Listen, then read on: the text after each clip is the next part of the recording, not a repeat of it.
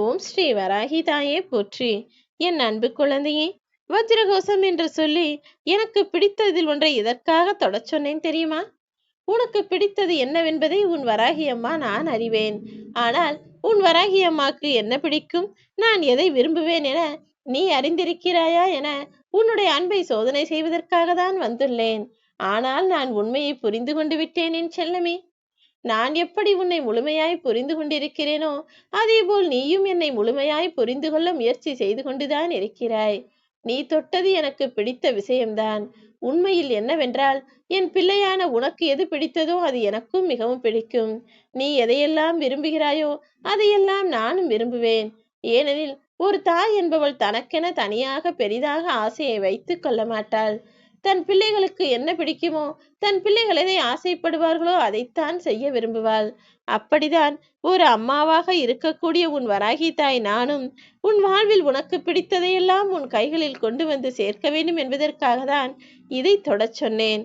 நீ எப்படி எனக்கு பிடித்ததை சரியாய் தொட்டாயோ அதே போல உனக்கு பிடித்ததையும் சர்வ நிச்சயமாக உன் கைகளில் நான் கொண்டு வந்து சேர்ப்பேன். அதுவும் உன்னிடம் வந்து சேர்வதற்கான அதிசயங்களையும் அற்புதங்களையும் இன்று இரவுக்குள்ளாகவே உன் வாழ்வில் நடத்தி முடிப்பேன் என் செல்லமே. நீ பல விஷயங்களுக்காக ஆசைப்படுகிறாய், அதை அடைய நினைக்கிறாய். ஆனால் அதற்கான முயற்சிகளை சரியாக செய்யாமல் பாதியிலேயே சோர்ந்து போய் சுறுசுறுப்பு இல்லாமல் சோம்பேறித்தனமாக இருந்துவிட்டு அடுத்து எனக்கு நான் ஆசைப்பட்டது கிடைக்கவில்லையே, அடைய நினைத்தது கிடைக்கவில்லையே, என்னால் முன்னேற முடியவில்லையே என்று கவலைப்பட்டால் அது எப்படி சரியாக இருக்கும் என் செல்லமே. ஒரு சிறு எறும்பை பார்த்து நீ பல விஷயங்களை கற்றுக்கொள்ளலாம். எறும்பின் பாடமே மனிதனுக்கு போதுமானதாக இருக்கும். எறும்புகள் எப்போதுமே அவைகளுக்கு கிடைத்ததை அவ்வளவு சுலபமாக விட்டு கொடுக்காது. அதே போல அது வரிசையில் சென்று கொண்டிருக்கும் போதோ அல்லது தனியாக சென்று கொண்டிருக்கும் போதோ கூட அதன் பாதையில் நீ ஒரு தடையை வைத்தால், அதை நிறுத்துவதற்கு நீ முயற்சி செய்தால் அது அங்கிருந்து திரும்பி இன்னொரு வழியை தேட ஆரம்பிக்கும். அல்லது மேலே ஏறும்போது நீ தடையை உண்டாக்கினாலும் சரி, கீழே இறங்கும் போது தடையை உண்டாக்கினாலும் சரி, அது எதை கண்டும் கவலை கொள்ளாது. அடுத்த பாதையை பார்த்து கொண்டு போய்கொண்டே இருக்கிறது தானே. அப்படிதான் நீயும் உன் வாழ்வில் தடையும் தடங்கல்களும் வந்தாலும் விடாமல் நகர்ந்து செல்லக்கூடிய ஆளாகவும் முயன்று பார்க்கக்கூடிய பிள்ளையாகவும் இருக்க வேண்டும்.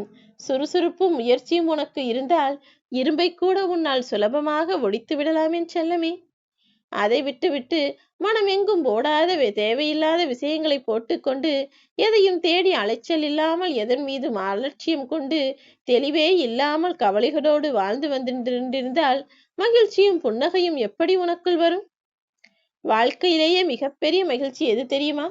உன்னால் முடியாது என மற்றவர்கள் உன்னை குறை சொல்லும் போது அதை முடித்து காட்டுவதுதான். அப்படி உனக்குள் யார் எதை சொல்லியிருந்தாலும் சரி, அதை முடித்து காட்டி ஜெயித்து காட்டி அவர்கள் கண்முன்னால் போய் நீ கம்பீரமாய் நிற்க வேண்டும் என்பதுதான் எனது ஆசை. உன் மனதுக்குள் எந்த கள்ளங்கபடமும் இல்லை. இருந்தாலும் எல்லாருமே உன்னை ஏமாற்றுகிறார்கள், துரோகம் செய்கிறார்கள், பிரச்சனையை உண்டாக்குகிறார்கள். ஏதாவது ஒரு விஷயத்தை உனக்கு எதிர்மாறாகவும் எதிர்மறையாகவும் செய்து கொண்டே இருக்கிறார்கள் தானே. அதனால்தான் உன் மனம் அதிகமாக பாதிப்படைந்து உறவுகளுடன் சேர்ந்து இருப்பதையே வெறுக்கிறாய். கவலை கொள்ளாதே. கண்கட்டு போன பிறகு சூரிய நமஸ்காரம் செய்வது போல காலம் சென்ற பிறகு நீ கவலைப்பட்டால் சரி வராது. இப்போதே உனக்கான எல்லா விஷயங்களையும் நான் சரி செய்கிறேன். நீ கவலை கொள்ளாதே என் செல்லமே. சிம்மவாகினி என்று சொல்லக்கூடிய உன் வராகி அம்மாவின் நாமமான வஜ்ரகோசத்தை சொல்லிவிட்டாய் அல்லவா? அந்த சிங்கம் போலவே நான் இருந்து உன்னை தாக்கும் எதிரிகளையெல்லாம் அழித்து காட்டி உன்னை ஜெயிக்க வைக்கிறேன். ஒரு விஷயத்தை எப்போதாவது யோசித்திருக்கிறாயா? முள் குத்தும் போது என்ன வலி ஏற்படுமோ அதே வழிதானே மருத்துவர் ஊசி போடும் போதும் உனக்கு வரும். ஆனாலும் மருத்துவர் ஊசி போடும் போது நீ ஒரு முறை கூட கத்தியதும் கிடையாது, அழுததும் கிடையாது, வருத்தப்பட்டதும் கிடையாது, வேதனைப்பட்டதும் கிடையாது. ஆனால் காலில் ஒரு முள் குத்தி விட்டால் அதிலே எவ்வளவு வலி இருக்கிறது என உணர்கிறாய். அந்த வலியை மிகவும் பெரியதாக அல்லவா நினைக்கிறாய். இது எப்போது காலிலிருந்து விலகி போகும், வலி எப்போது நிற்கும் என பல விஷயங்களை நீ சிந்தனை செய்கிறாய் தானே. ஆனால் இது இரண்டிற்கும் ஏன் இவ்வளவு வித்தியாசம் என எப்போதாவது யோசித்திருக்கிறாயா? மருத்துவர் ஊசி போட போகிறார் என்பது உனக்கு ஏற்கனவே தெரிந்த விஷயம். ஆனால் காலில் முள் குத்துவதென்பது எதிர்பாராமல் நீ நினைக்காமலே நடந்த விஷயம். வாழ்க்கையில் இதுதான் வரப்போகிறது என உன் வழிகளை நீ ஏற்றுக்கொள்ள துணிந்து விட்டால் வலிகளும் வேதனைகளும் கால் தூசி என்பது போலதானே மருத்துவர் ஊசி போட்டதை அந்த நொடியே மறந்து விடுகிறாய்.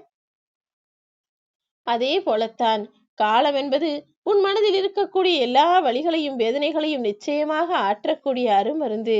நம்பிக்கையோடு உன் வழிபாட்டியையும் வேலைகளையும் செய்து கொண்டிரு. உன் மனதிற்கு அமைதியையும் சந்தோஷத்தையும் கொடுத்து நீ நினைத்ததையும் நடத்தி கொடுப்பேன் என் செல்லமே. நீ நினைத்தது நடக்க வேண்டும், நீ ஆசைப்பட்டது கிடைக்க வேண்டும் என்பதற்காக தான் உன் வாழ்வில் ஒரு அதிசயத்தை நிகழ்த்த வந்துள்ளேன்.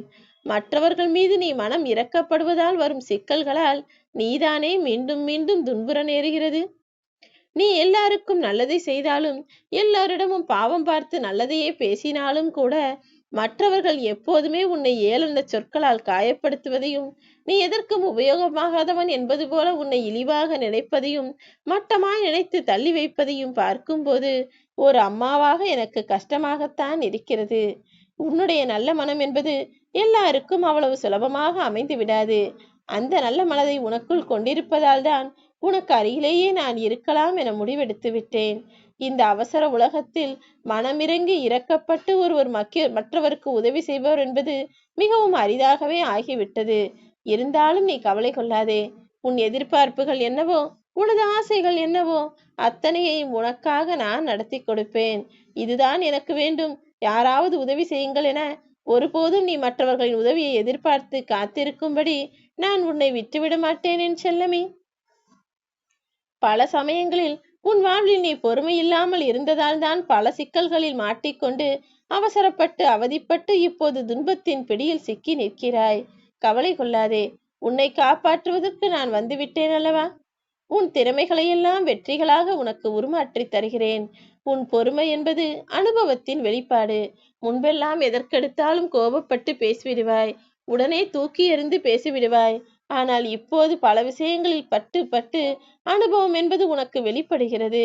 அது பல சமயம் பொறுமையாகவும் அமைதியாகவும் மற்றவர்களிடம் பேசவும் உனக்கு கற்றுக் கொடுத்து விட்டது. இதை பார்க்கும்போது எனக்கும் ஒரு வகையில் சந்தோஷமாகத்தான் இருக்கிறது. என்னதான் நீ கஷ்டப்படுவது வேதனையை கொடுத்தாலும் கூட எல்லா சமயங்களிலும் என் பிள்ளையான நீ அமைதியாய் பொறுமையாய் இருக்க கற்றுக்கொண்டாய் என நினைக்கும் போது அது சந்தோஷம்தானே. நீ இப்போது உன் வாழ்வின் எதிராளிகளாய் நினைத்து கொண்டிருக்கும் எல்லா விஷயங்களையும் உனக்கு முடித்து வைத்து பொறுமையோடும் நம்பிக்கையோடும் பக்தியோடும் இருக்கக்கூடிய உனக்காகவே சந்தோஷத்தையும் வெற்றியையும் கொடுக்க போகிறேன். எவ்வளவோ இன்னல்களை அனுபவித்த நீ இப்போது பொறுமையாக இருக்கலாம் என துணிந்து விட்டாய். இது நிச்சயமாக உனக்கு சாதகமாகவே நடக்கும்படி நான் பார்த்து கொள்கிறேன். விதி உன் வாழ்க்கையில் விளையாடி துன்பத்தையே தருவதால் தானே மனம் புலம்பி கலங்குகிறாய். ஒருவனின் விதியே தலைவிதியாக மாறும் என்பது பழமொழி. கைகளை கொண்டு உழைத்து பிடிப்பதில் நீ காட்டும் அக்கறைதான் உன் வாழ்க்கையின் உயர்வுக்கு வழிகாட்டப் போகிறது. இனி எதை பற்றியும் யாரை பற்றியும் கவலை கொள்ளாமல் உழைத்து முன்னேறு. நான் உனக்கு துணை நிற்பேன். ஓம் வர